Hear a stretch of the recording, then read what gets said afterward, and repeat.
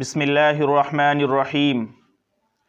جناب ٹھیکیدار محفوظ احمد صاحب گڑگاؤں سے معلوم کرتے ہیں کہ تہجد کی نماز کا وقت کب سے شروع ہوتا ہے، اور جناب محمد عارض خان صاحب چاندپور سے معلوم کرتے ہیں کہ عصر کی سنتیں پڑھنا ضروری ہے یا نہیں۔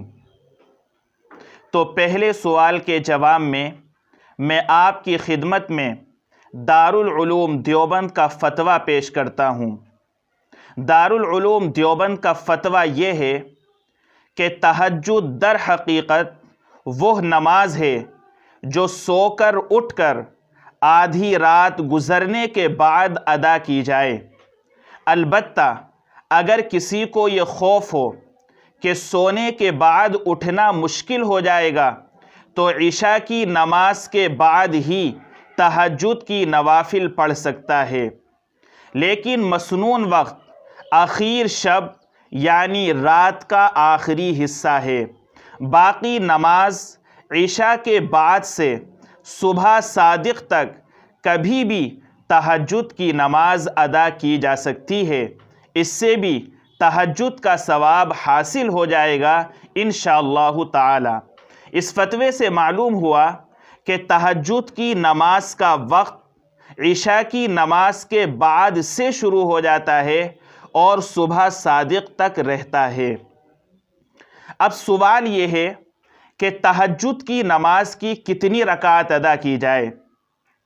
تو تہجد کی نماز 2 یا 4 رکعت بھی پڑھی جا سکتی ہے، لیکن جناب نبی کریم صلی اللہ علیہ وسلم کا بالعموم معمول یہ تھا کہ آپ تہجد کی 8 پڑھا کرتے تھے۔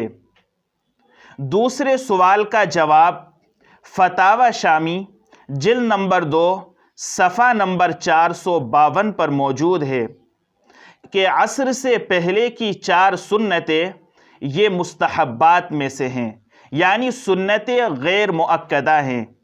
اگر کوئی شخص عصر سے پہلے کی سنتیں پڑھے گا تو اس کو ثواب ملے گا، لیکن اگر کسی نے نہیں پڑھی تو گناہگار نہیں ہوگا، اس لیے کہ مستحب کا حکم یہ ہے۔